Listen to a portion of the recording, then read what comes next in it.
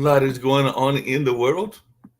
As I was saying, a lot is going on in the world, and we're going to talk about that. But we're also going to talk about a number of other things, including something that is very important on this particular day right here in the good old US of A, because it is definitely the weekend or the week of Halloween. So we'll definitely be having some conversation around that and even around some safety and all along those lines. But the Israel military is saying that more than 300 Hamas targets have been hit in Gaza in the last day, and they are deepening their military assault in the northern Gaza Strip. So that is something that we are seeing in the news, and definitely will be continued to see in the news for some time and all along those lines. So definitely that is something that is definitely going on.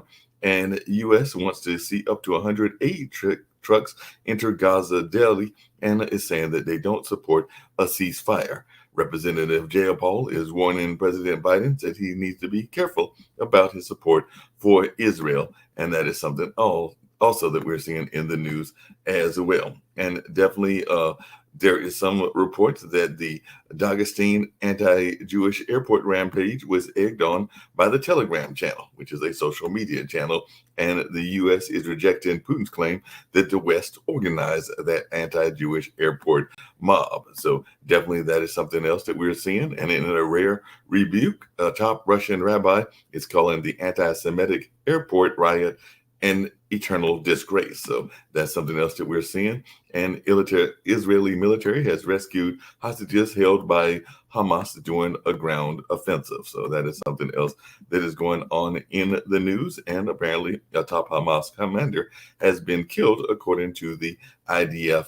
And that is something else that we are seeing in the news, as they're saying that this is one of the people that helped direct that October 7th massacre and all along those lines. So definitely we're seeing that Netanyahu has declared it is time for war as Israel hails the hostage release, and Israel is rejecting calls for a ceasefire in their war with Hamas. So that is something else that we are seeing in the news and among the news items.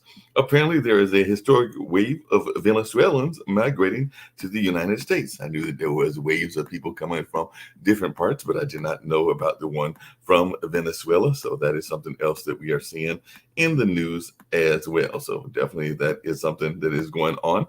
And Spain's crown prince Lenore has turned 18 and is feted as the future queen at a swearing-in ceremony. So somebody else that may be coming into the leadership of a European nation, as they are now turned of age and all along those lines. And we oftentimes hear about shootings in other parts of the world, but there are shootings even here in the United States, I should say, but there are shootings in other parts of the world as well. So in Paris, Paris police shoot a woman at a station after threat. So the woman was shouting, "You're all gonna die," and was shot by the police in the Paris metro. So that is something that was going on in the Paris area and all along those lines. And I've seen another shooting in another part of the world, and I'll see if I can get to that also. And of course, we'll be bringing up our very special guests in a little bit as well. And they're going to be talking about something that is less chaotic, that being the whole notion of Halloween and safety in Halloween and all along those lines. So definitely a lot of things are happening in the world, as I was saying, and we're definitely going to get to some of these other items as we continue discussions about things that are happening around the world, and just continue these kinds of conversations. Get to a few other items, and then I'll bring up our special guest and learn more about being at wit's end, because sometimes that is going on as well. Sometimes I even think that the politicians might be at wit's end, and maybe they need to have some trick or treat fun and all along those lines. But definitely, it'll be interesting to see what goes on in that way. The United Arab Emirates Jabbar is urging countries to find a common ground on fossil fuel, because we're having the upcoming COP28 summit. And they're saying there are some folks that are saying that we must respond decisively to gaps in global climate action. So that is something else that we are seeing as well. So if you're wondering what's going on in the UK, a former private secretary for Boris Johnson is painting a chaotic picture of Downing Street. He's definitely painting some different pictures. And apparently, there's even some questions over disappearing WhatsApp messages and all in that space. And there's even some uh, inquiries going on there. So inquiries of our politicians aren't just in the United States, but apparently there is a UK COVID-19 inquiry, and apparently this aide that is now turned Boris Johnson's enemy, Dominique Cummings, is set to testify. So that is something else that we are seeing as well. And apparently in India, the India opposition is accusing the government of trying to hack lawmakers' iPhones. So they're saying that the lawmakers are being hacked and all in that space. So we do know that cybersecurity, whether you're here, whether you're in India, or whether you're in a number of other places, is a very important part of what goes on in the world and all along those lines. So that's just some of the things that I was seeing on the U.S. side. Let me just get to a few items from from the world side. Let me get to a few items from the U.S. side. And then, like I said, I'll bring in our special guests and all along those lines.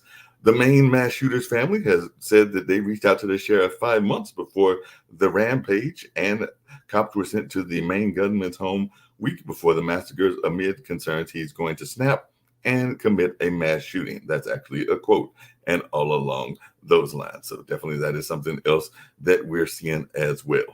And definitely Texas gets a major win in their battle to secure their border, despite Biden administration attempts to stop it. So a judge has temporarily barred the federal government from cutting razor wires along the Texas border. So the federal judge has ordered immigration agents to stop removing Texas's concerta wire on the border. And that is something that we're seeing as well. And a Colorado trial will test if the 14th Amendment can keep Trump off of the 2024 ballot. So that is something else that is going on in the news as well. So like I said, a lot of things are happening in the news, even things here in the United States as well. And definitely, there's even a Supreme Court case that's around the politics as well, because the First Amendment question has been raised by Trump, and that's returning to the Supreme Court. So the Supreme Court will consider when the government can block followers on social media. So maybe there's going to be some efforts to block followers on social media and all along that kind of space. And if you're wondering what Halloween is going to be like, and that's what we're going to get to, is a discussion around parents and wits end and all in that space. Halloween is going to feel like December after a 30-degree temperature drop. And I know I just stepped outside just really briefly, and there was a little bit of rain, and the temperature had dropped. I don't know about 30 degrees, but it was definitely a lot cooler than it was on a couple of days ago. So the Gulf Coast is preparing for the coldest Halloween in 30 years. So it'll be a cold, snowy Halloween in the store for Western Pennsylvania. And apparently snowstorms and cold are on tap for Halloween in parts of the United States. I mean, Halloween does fall in October and all along those lines, so we might expect some bad weather in that sense. But I'm going to bring in Rebecca Freeland, and she has written a great book and all along those lines, or is a part of an organization, I should say, Wits End Parenting and all along those lines. So definitely, I know one of the reasons I reached out to you after hearing about you through some of the podcasting networks is that you've got some advice, because we've all heard the horror stories for years about, even before the pandemic, about kids that get tainted candy or other things that go on with the safety concerns and all along those lines. So definitely, I'd love to hear more about you, Ms. Freeland. So if you can tell me what Wits End Parenting is, how many kids you got yourself, and whether you were at your wits end when you were doing your parenting and all in that space. So love to hear more about Wits End Parenting. And of course, we'll get into some of the conversations around some of your advice as well. Awesome. Well, yeah, thank you so much, Mark, for inviting me to be on the show. My name is Rebecca Freeling. I am an author. I have a book called Your Rules Are Dumb, which is something you might have heard a child say.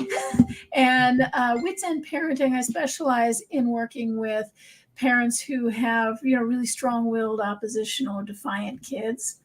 And my background is in education. And when I was teaching, I met a lot of defiant, really unruly kids who other teachers couldn't manage. So that's kind of where I learned how to do it.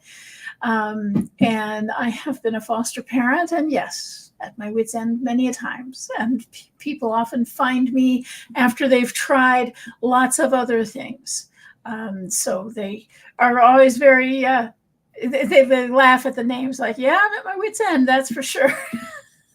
No doubt about that and everything. Like I said, I am an uncle, not necessarily a father. Definitely have not had any kids of my own, even though I might mentor and help with the raising of some people in that younger generation and several younger generations and all along those lines. But that being said, and of course, I've even dated women that had kids, so I've served in that kind of parenting role when being in those situations and all along those lines. But I was just wondering if you could share a little bit of what you think some of the things that maybe parents are doing wrong, and even education, because I know one of the things that we talk about quite often on this network is some of the, for lack of a better term, and I know it's actually the title of a book, but maybe the miseducation of our youth and all along those lines. But I would love to hear some of the things that you think as a teacher that we might be doing wrong in the education space. Well, one thing that, I see a lot of kids who are having behavior problems and fighting and not getting along with their peers. And I do think that one of the things that schools could do more of is actually help foster good relationships. And it doesn't have to be this touchy-feely, ooh, let's sing Kumbaya every morning, but, helping them make restitution with each other. There's really great, peer advisory programs, even in, elementary schools. Like, there really are ways to help kids learn how to get along together. And they're not, you just read all those news headlines. It's like, if those kids are watching the news, they're not seeing people get along. They're seeing people fight, and there's so much division in the culture that I think schools could be a place, because you get so many different kinds of kids in a classroom. And I think school really could be a place where they helped people really learn to listen objectively to each other, really learn to think critically, really learn to think for themselves, how to evaluate what they're getting on social media, how to evaluate what they're seeing on the news.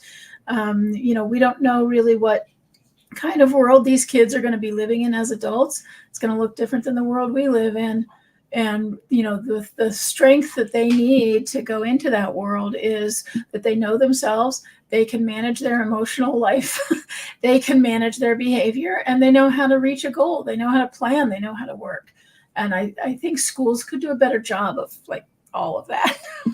No, that makes a lot of sense. I can definitely see schools doing a better job of that and everything. One of the other things I've been hearing is that some people are complaining about the attitudes, and you just kind of alluded to it, around our school kids. And I do know that there can sometimes be a push to medicate kids and all along those lines. I remember some friends of mine that were having their kids on Ritalin. I have another friend that has some kids that were dealing with what is called PAN and PANDA, which is like some neurological stuff that is going on in their brains and all along those lines. But I was just wondering, do you think that we sometimes are not giving them credit for what might be going on in that space as well? Because I do know that sometimes we are quick to medicate or to do some other things, when in my mind, like I said, I do have two nephews.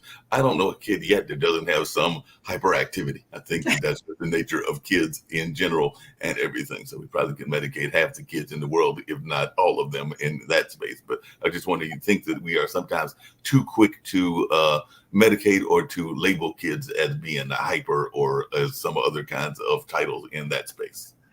Yeah. Oh man, we could talk for 3 hours just on that. There are, so when kids are having problems, one of the first things that parents do is like, oh, there's something wrong. I need to get them evaluated. And so they get them evaluated, and they often come back with some kind of diagnosis, right? Because you took them to a doctor and they want to diagnose. And that still doesn't, it's like, it's good if they do have ADHD, if they do have autism, if they do have pandas, like, we want to know that. But we don't want to say, oh, I have to know what the problem is before I solve for the behavior issues, or before I solve for the focus issues. Because, when I am working with a child who has ADHD and a child who doesn't have ADHD, I'm still looking at, okay, what are the behaviors we're seeing? What's the child's perspective? How can we teach the child to collaborate? How can we teach the child to self-manage?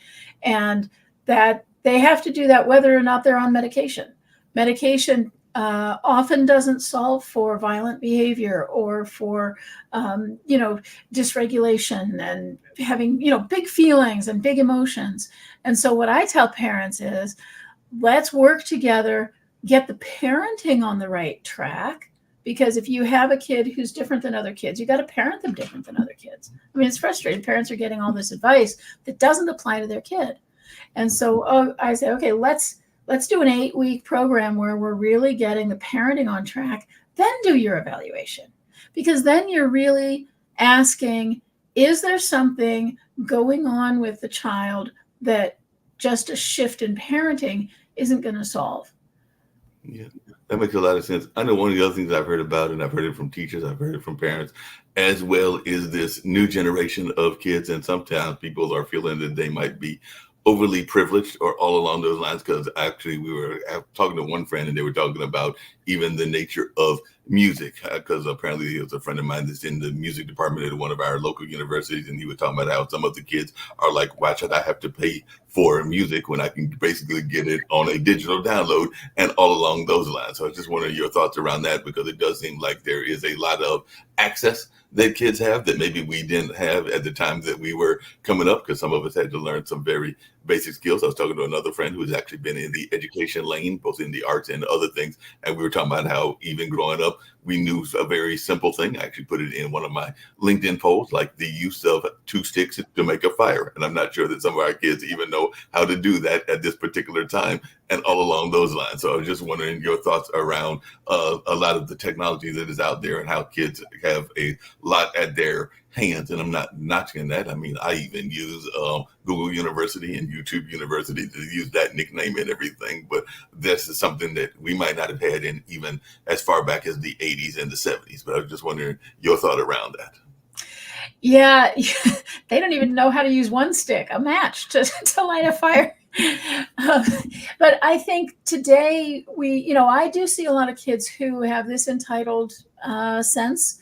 And, the antidote for that is to really have them be doing work, and to have them be contributing to the family, and to be having them contributing to, buying their own iPhone and managing their own iPhone plan, managing their phone plan, managing their texting, knowing how much all this stuff costs, knowing what it takes to make money, knowing what it takes to make a household run. And I recommend that parents actually don't pay their kids for chores, because chores are just like, that's just what you do. We're just keeping the house running. And when I hear about this entitlement, it's like, that's the antidote. We can't, the technology is here. Kids have to learn how to use it. So, a lot of kids have a hard time getting off the phone or getting off the gaming system. And while I counsel parents to limit it, while we're limiting it, we also have to be teaching kids the skills, how to manage their time, how to detach from this addictive device. Because they're going to, before too long, they're going to be out in the world. And if they're going to college, or they're going to trade school, or they're, trying to start a business or something, they need to know how to manage their time, how to take responsibility. And sometimes people wait until kids are 17 or 18 to try to start teaching responsibility. And it's like, that's too late. We have to start, even when they're 2 or 3. Okay, here's your chore. Here's how you're helping out. Okay, we're going to, plan the day together. We're going to plan the week together. What's your plan for doing your homework? We have to, we want to make accommodations for children, but if we make too many accommodations, we're not really educating them on how to manage themselves. And that's where this entitlement comes from. So yeah, sure, you get your music for free, but you're also getting your phone for free, and you're getting your Air Jordan shoes for free. And you're like, they need to really have more of a sense of responsibility and personal efficacy to sort of answer to that. Yeah, that makes a lot of sense. You mentioned earlier in the conversation about social media, and I know that some of the things that we've talked about on this show and other shows, and I've definitely been frustrated by it, even as a bystander sometimes is when you go out to a restaurant and you see a entire family, including some of the kids that are all texting to who knows whom and all along those lines, but they're not engaged with the actual family situation. So I just wondered Mhm. your thoughts around that, because that is something that I live around the corner from Duke University, and I will see that if I go to a restaurant and I'm going to like, well, exactly what's going on. Are you supposed to be at a family outing, or are y'all having like an expanded family outing? We're talking to your cousin, best friends, or whoever else you might be talking to. So as an educator, what are your thoughts around that? Well, that's another skill building opportunity that often gets missed. And it's actually not so common anymore for people to even be eating as a family at home. And so when they go out to dinner, they don't have the experience of we're going to sit at a table and share a meal and have a conversation. And so the first place to teach that skill is at home, where everybody puts their phone in a basket, including the parents, and that's that. Here's our family time. Maybe it's 5 minutes to start, because it's like it does take some getting used to. Maybe it's 10 minutes, but then when you're out, I mean, the reason that people do that is because parents are overwhelmed, they're overworked, they're exhausted, and they're like, okay, look, this is going to make this easier. What we're missing is teaching kids how to do things that are hard. It does make it easier because the kid doesn't have to figure out what to do when they're bored. The kid doesn't have to figure out how to have conversation. And, so I don't want to be like, oh, those people are just so awful who do that. Those people who do that are exhausted. They're overwhelmed. They're overworked. The parenting is, I mean, overwhelming isn't even an accurate word for it. How completely flooded everybody is. So we don't want to be judgmental of those parents. And when parents are seeking help, that's really one place I point to right away. How are your conversations? How is your child learning to move through some of these difficult feelings like discomfort, boredom, shyness, things like that? And those are skills. It's not just like, oh, you're doing it wrong. It's like, how do you teach those skills? So we don't want to judge people for doing that, but when they're asking for help, that's a place to start. No, that makes sense. I was going to, before we bring in the rest of the panel, and I know that at least a couple of them are parents. Like I said, I am not, including one that I think I saw coming in recently. And all along those lines, he's actually in the gaming space as well.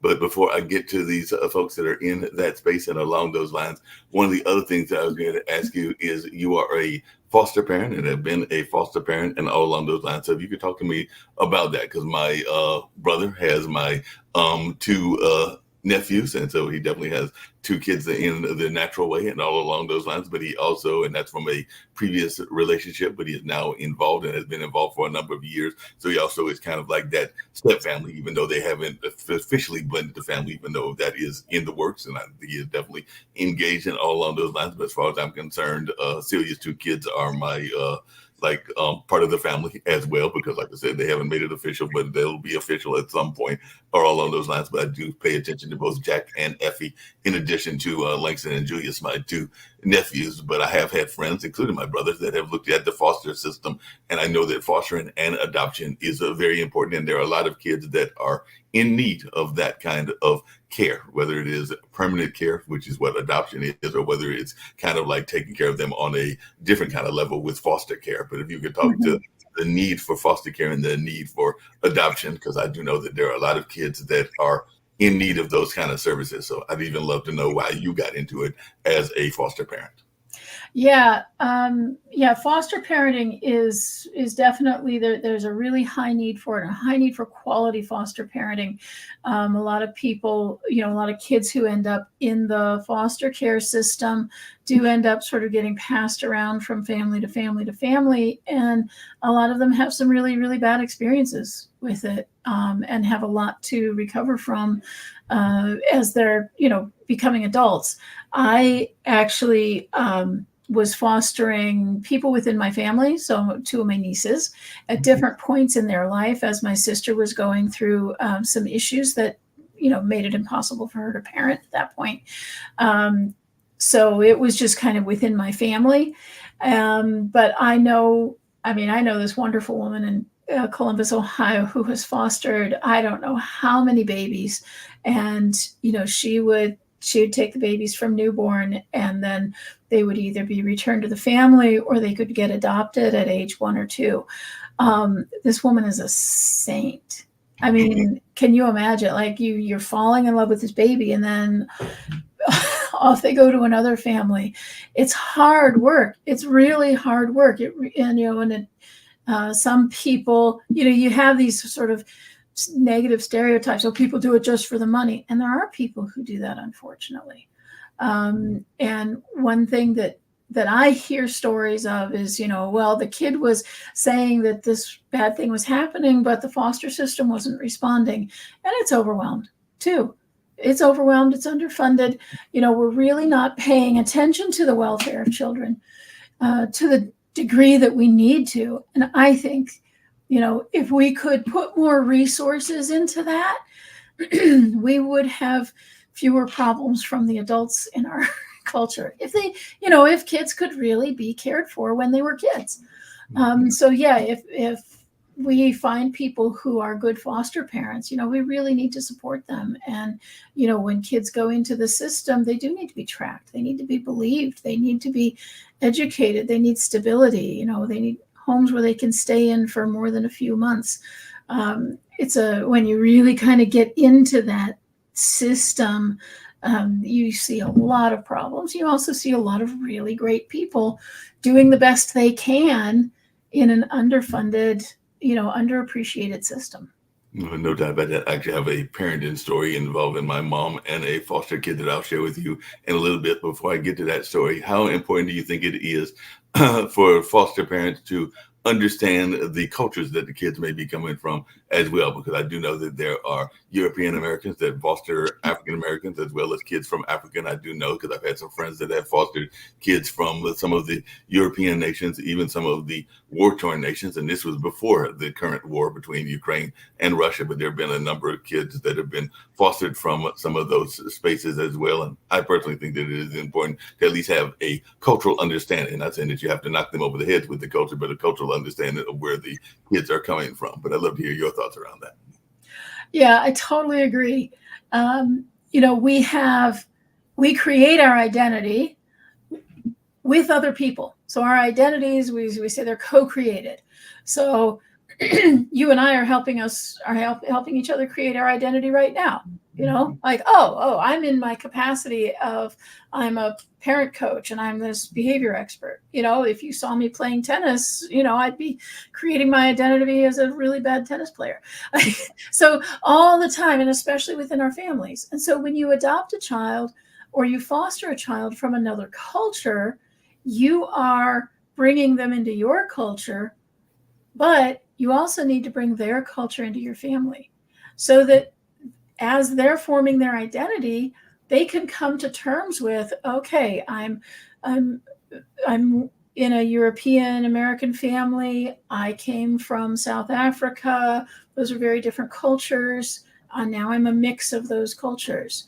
I had a client who adopted a Chinese girl and found a community she was in California. She found a community of other people who had adopted Chinese children. And so the kids could kind of grow up together, and they did some shared cultural activities. And, they were always studying the culture, and they'd have Chinese people come visit, and they were all learning Mandarin. And it was nice because it's just really like, it wasn't just a nod. It's just not like, oh, we celebrate Chinese New Year every year. But they're really getting to know other kids who look like them and who've had similar experiences and even similar traumas, being, removed from China in emergency situations and things like that. So I do think it's really important to actually embed the culture into the family, not just to kind of like pretend to do it, or like, oh, I'm wearing my African garb today because I have a Black child. It's like, no, we really, if you're welcoming that child into the family, you need to also be welcoming that culture into your family. Yeah, that makes a lot of sense. What I was going to say about that story, and like I said, I do see people turn on their cameras, so they're going to join the conversation as well. But when my brother, and he was actually with another lady that he was involved with, fostering a couple of kids. I think he's fostered with a number of folks that he was involved with at different times. But one of them was a foster kid, a foster young lady, and she had a boyfriend at the time. And we were visiting mom, and mom still is living and is in her early 80s, but this was probably about 10 years ago or something. So she's probably in her 70s at that particular time, and all along those lines. And the kid was basically acting out in that room and everything. And I forget exactly what mom said, but it was basically something along those lines of that parents will say about, I brought you in the world, I can take you out. But it wasn't those exact words, because she was not that child's parent and everything, but she also gave him a look, and a look that particular child knew she meant what she was saying and everything. And all I can say is that on the ride back, because we were riding back to, well, my brother was taking me back to Durham because I was living in Durham at the time, if I'm remembering correctly, and I think the kid was living in Raleigh. That is the quietest that I have ever seen a kid, because I think the kid had been, quote unquote, scared straight, because I don't think the kid spoke back to mom that whole time or said anything else, because I think that he got the message that mom was being very serious and wasn't going to put up with any of his BS, to use that term. So I think that was one of those cases of effective parenting, because she was letting him know that she was standing firm on her beliefs, and what he was doing was wrong. And like I said, he was while he might have been cantankerous at the beginning of the visit, and I know sometimes if you're in a new environment, you might be cantankerous, he was also quiet as a church mouse on the ride back and everything. So it was quite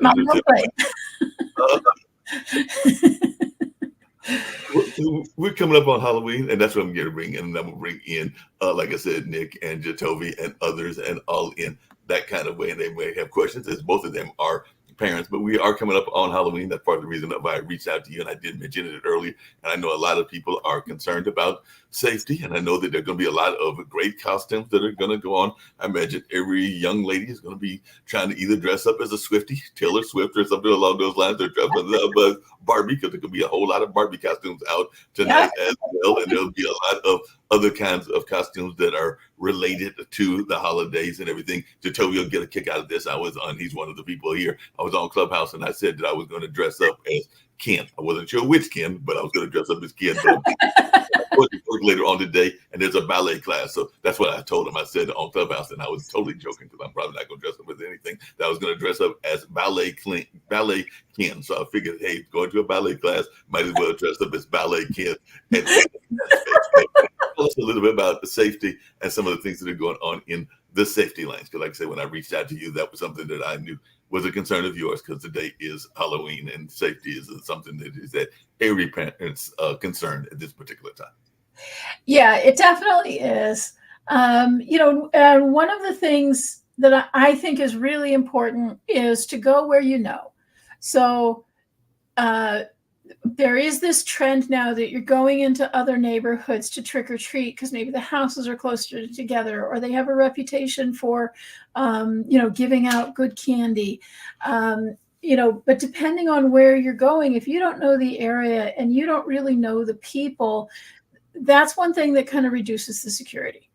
If you live in a neighborhood that isn't safe, that is one reason to not go in the neighborhood that, where you live. But I think for a lot of people, and just, cultivating the community aspect, I think it is nice to sort of stick around to places you're familiar with, or to go to a trunk or treat where they have, especially for really young children, where they have things set up so your child can still do trick or treating, but the people who are putting it on, or the people who are giving out the candy. So we don't want to just trust all these random people to be caring for our children the way we would. So that's one way to increase the safety. And then you want to stick together. It's also really fun to go with a group. Kids really like to be with other kids while they're trick-or-treating. And if you've got a group where there's, several sets of parents and several kids, you've got more eyes on the kids. And you've got more people who can pitch in if somebody gets hurt, or if there is something happening that you need to deal with. You kind of have more shepherds for the sheep. and I wouldn't let kids go alone. In most neighborhoods, even older kids, it's really good to have somebody there guiding them and protecting them, because it is a time, it's going to be dusk, it's going to be dark, and it's a time when predators know kids are out. They're not paying attention. Sometimes they can't even see well. They've got a mask or, some great costume, or they can't run well. People who are looking to to kidnap a child, it's like, but it's kind of easy pickings, right? Not to be like alarmist, but we just really need to know about these things, because if a child isn't left alone, if a child is being guarded by the adults, those kind of things are much, much, much, much less likely to happen. That makes a lot of sense. And I was going to bring in our panelists and all along those lines. But as I bring them in and everything, I know one of the other things that you have mentioned, and I'm sure you might even have some tips for Jatovy and for Nick. I think Nick's parents are actually, Nick's kids are actually much older, as I recall, and all along those lines. But he does have grandkids and all in that space. But that being said, I know one of the things that I'd also read in your kind of biographical information was you had some great ideas for some customs that can be simple, because I do know that that's one of the things that you can do is you can create something. Of course, you can get the intricate costumes that are out there, whether that is some of the things that are science fiction based or some of the other things that are very intricate. But I also know that sometimes the simple is effective. And sometimes you can get some stuff that is very simple and can be done in a very effective way that way also. So could you share a little bit of your thoughts around that, some of the simple things that we can do in terms of costume and that can be done very much just using what's around the house? Oh yeah, when I was teaching preschool, I had the kids make their own costumes, and it was adorable because I taught them to sew, and they made these costumes, and they'd have to tell everybody what they were, right? Because they're like 4 years old, So, but the kids love doing that. What are you? I'm Superman. What are you? I'm a tree. They love saying it, and so we have to let go of some of our grown-up concepts of it has to look exactly like the thing. And so if you have little kids, they already have toys and costumes and dress up clothes that, they'd be perfectly happy to wear and call themselves, whatever. But just things like a red cloth for a cape, the old fashioned white sheet over your head as a ghost, it's kind of making a comeback as this sort of classic costume.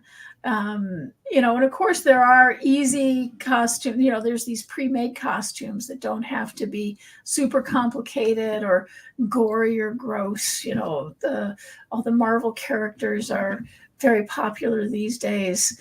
But really, the more you can let your child create the costume, the better. That I love when kids come to my door. I have my nice bowl of chocolate candies, but I also have some extra special stuff. When a kid has made their own costume, I'm like, okay, now you get this extra special prize, because I really do want to encourage that creativity and just, kind of letting their imagination go. So let go of your adult expectations. And if they say, well, I want to be an army guy, you go, okay, how do you want to do that? Not like, oh, well, now I have to spend, $300 on an army costume for you.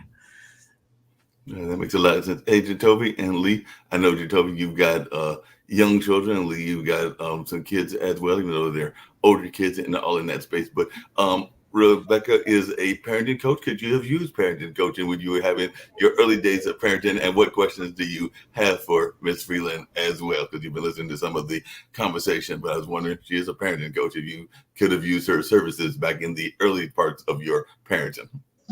Probably could still use them. I mean, you never stop being a parent. Just as a side note, in terms of Halloween, I just want to point out, we have these things called American holidays, such as Labor Day, Memorial Day, 4th of July.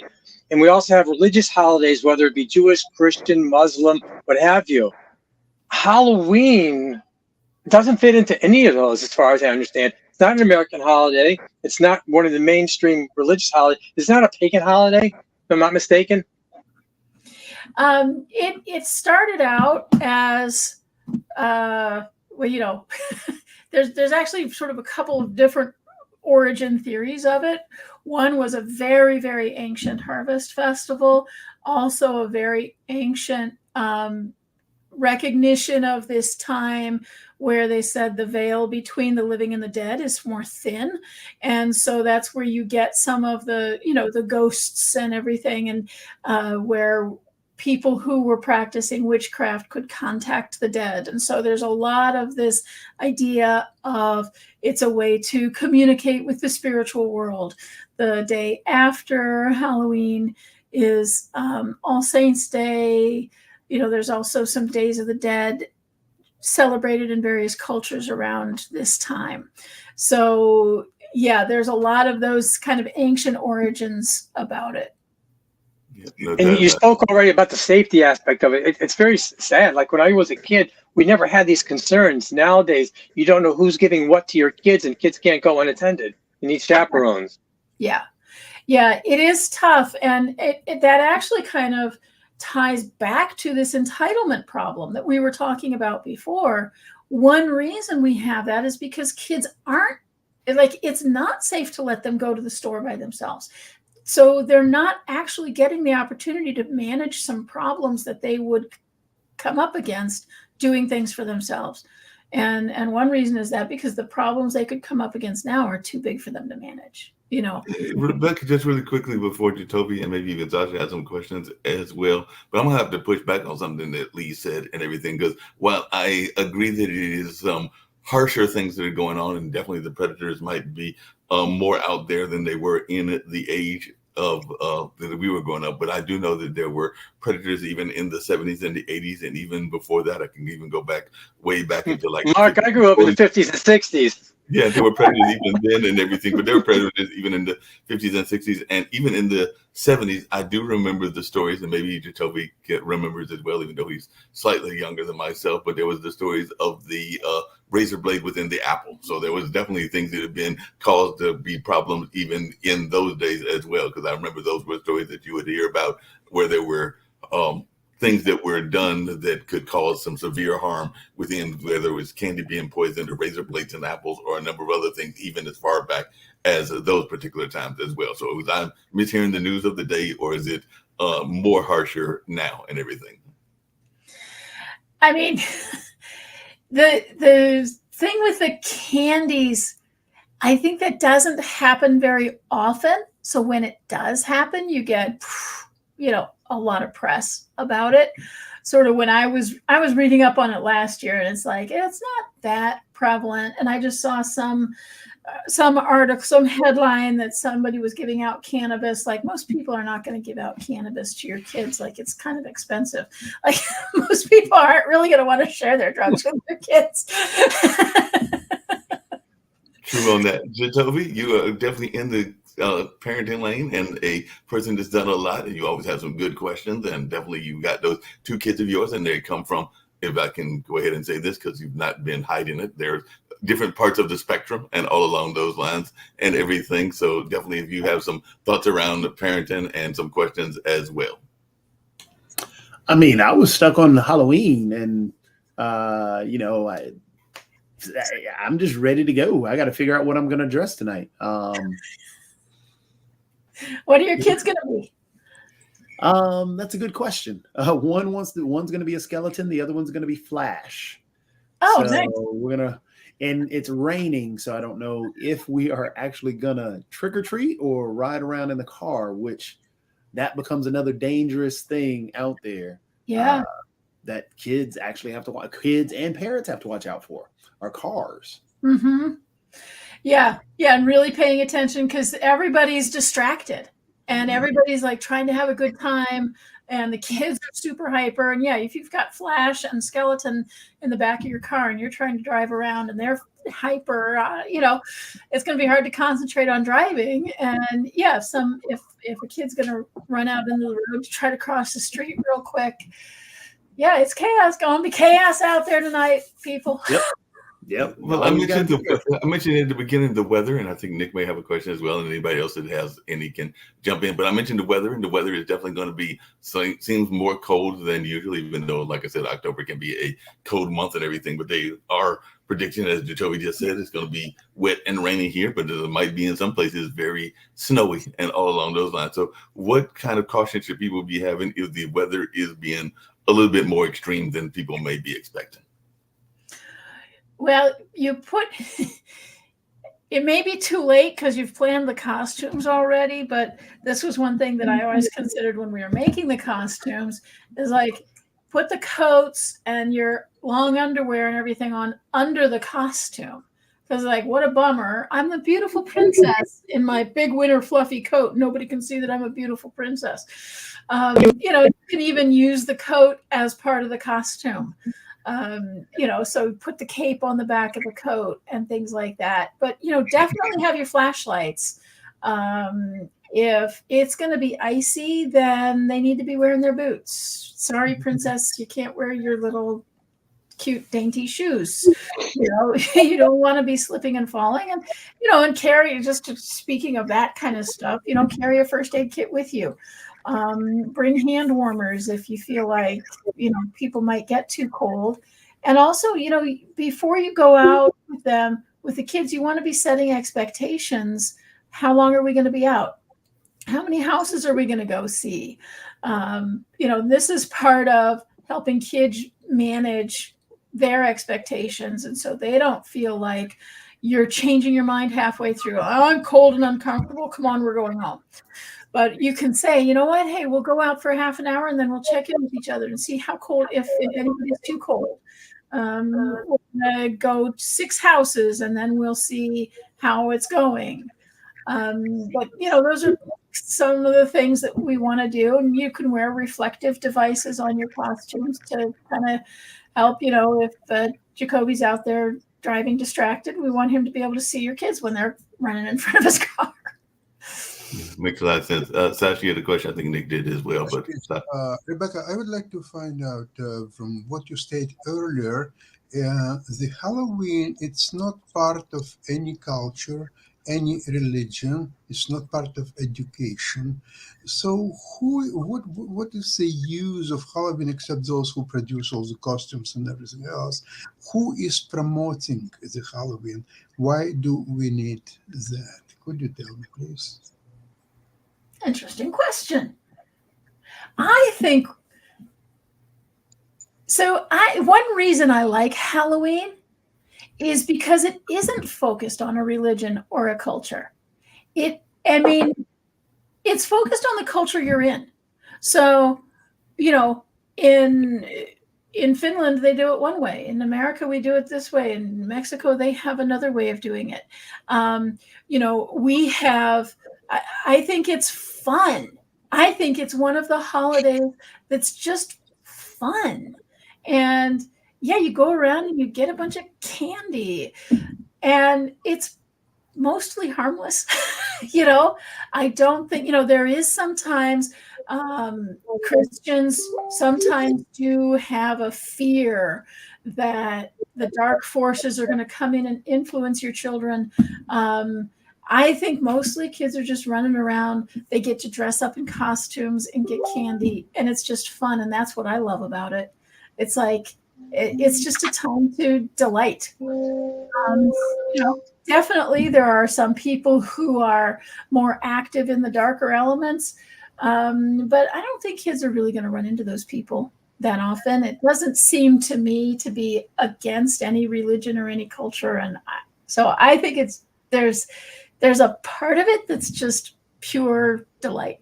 It's great fun, except that in Toronto, there was advisory today for Jewish children not to go out and not to participate in any Halloween activities. How about that? Not just Toronto, New York also. Oh, I see. I didn't know that. Yeah. So that's a really great thing to bring up, because that kind of goes back to the safety. So if you're in the Jewish community, how can you create a safe experience for the children so that they can experience the fun and the delight of it and stay safe? And there's a lot of kids who live in unsafe neighborhoods, or who live in really rural areas where there's a mile between houses. And one of the things that those people do, and I'm sure that Jewish communities are setting this stuff up. There's this thing called trunk or treat, where a whole bunch of people get in a parking lot, and they kind of back their cars up, and they have treats out of the trunk of their car, and they have their cars decorated. And so you have this safe place, so if the Jewish community was going to do something like this, they'd find a place that was safe, and all the kids could still go around, meet their community, dress up in their costumes, and get candy or treats or whatever kind of thing they wanted to give out, and still have that fun. And I think it's important for kids, kids need to know how to be safe. And, African American kids have been growing up with this for decades and decades and decades. Don't go here. Don't say that. Don't do this. Don't do this. They have to be taught how to be safe. But then we don't want that to take over their lives to the point where they're like, there's no place safe. There's no place I can have fun. So I think it really is on the adult community to go, okay, we want to keep them safe, and we want them to have this my life can also be fun kind of thing. Jacoby had a question, but before that, and then I know Steve's going to close out and everything, Absolutely. but you alluded to it earlier and all along those lines, but definitely I'm thinking about the safety aspect and that kind of thing, but how can we absolutely make sure that they are 100% safe and all in that kind of ways? Because I know a lot of people are going to be like, hey, there's no way that I can guarantee the safety. So other than trunk or treat, what are some of the other ways that you are thinking of safety other than those that you've already mentioned? Well, if we're talking about 100%, nothing bad is going to happen to your child. Of course, we can't be like, okay, do this, and your child is going to be totally safe, unless you just stayed home, right? But then they're missing out on the fun. So I think you want to evaluate your situation individually.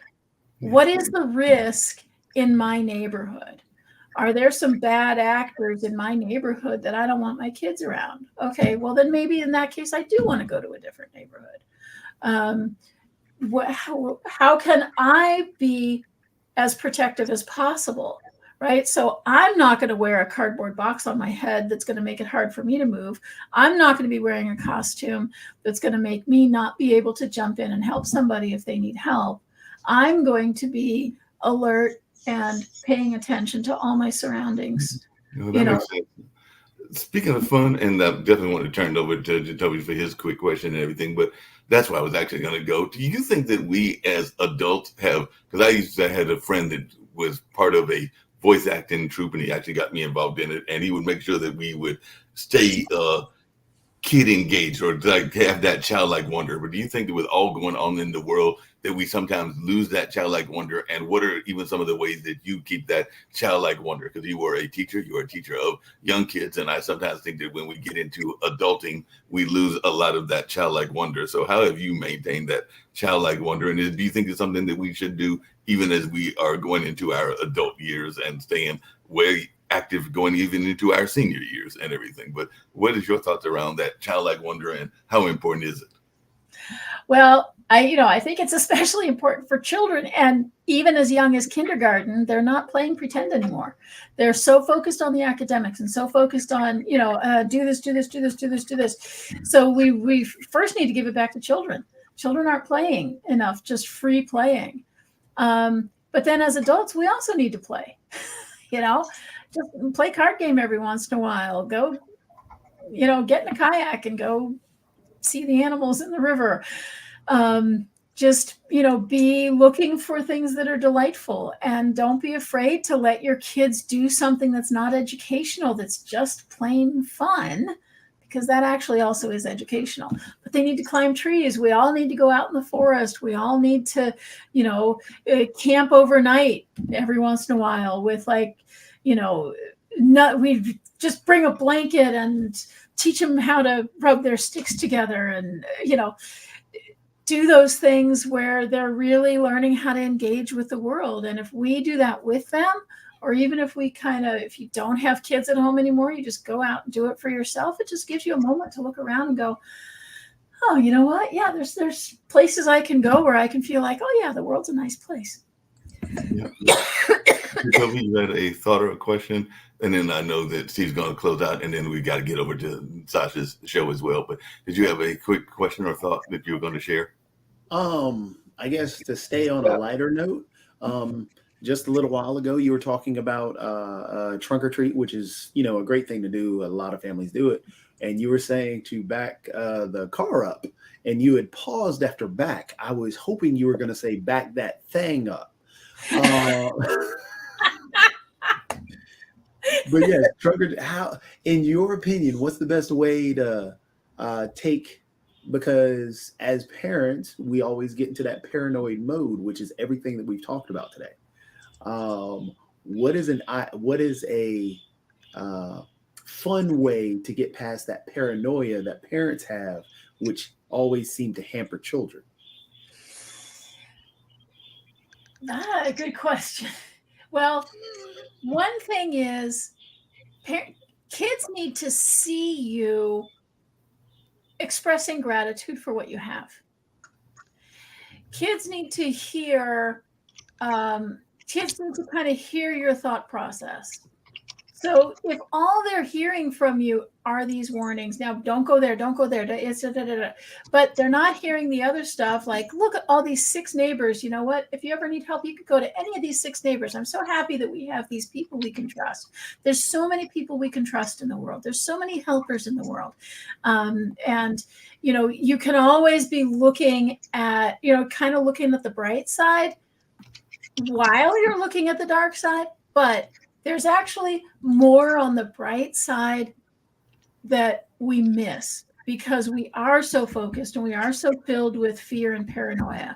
So I think anytime you catch yourself saying something to the kid like a warning, then you go, okay, now the next 5 things I need to say are something positive that can give kids hope for the world. Kids are getting very depressed these days.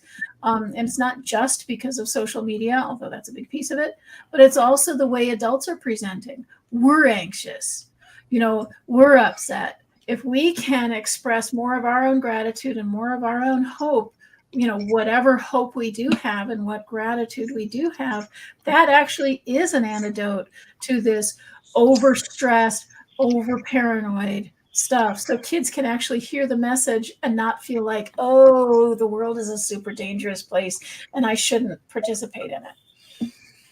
Appreciate it. Rebecca, if you will just say how you can be reached and about the book title one more time, and then I'll turn it over to Steve for the closeout and everything. But if you can just tell folks how you can be reached, and I've thoroughly enjoyed this conversation. Hopefully you'll get a chance to come back, not just on Halloween, but other days to talk about parenting and give things a perspective from a teacher's lens as well. But definitely, I'd love to have you come back whenever you're able to. And all in that space, we do love having special guests to bring different perspectives. But tell folks how you can be reached, and then Steve will close out. Yeah, the book, which will be coming out in the spring, it's called Your Rules Are Dumb. Probably be available in February. And my website is Wits End Parenting, WITS, witsendparenting.com. And I would love to, chat with you. You can set up a free half-hour conversation with me to talk about your kids or anything that you have as a question of as a parent. And thank you so much. This has been great. I love talking to all you guys. It was really fun. Well, it's a pleasure. Thank you for being with us. And just to close out, we didn't get to talk about it today. Mark, send me the link for the World Politics tonight, which I'll be opening up. And we'll be talking this evening about Benjamin Netanyahu's unwillingness to have a ceasefire, President Biden's declaration, executive order on artificial intelligence, and what does that mean for the United States? And of course, what are we going to be dressed up for Halloween this evening right after the show? But we'll be talking about world affairs again later this week. Be safe wherever you are, and thank you for being on Pod and Roku TV's World Edition. Thank you.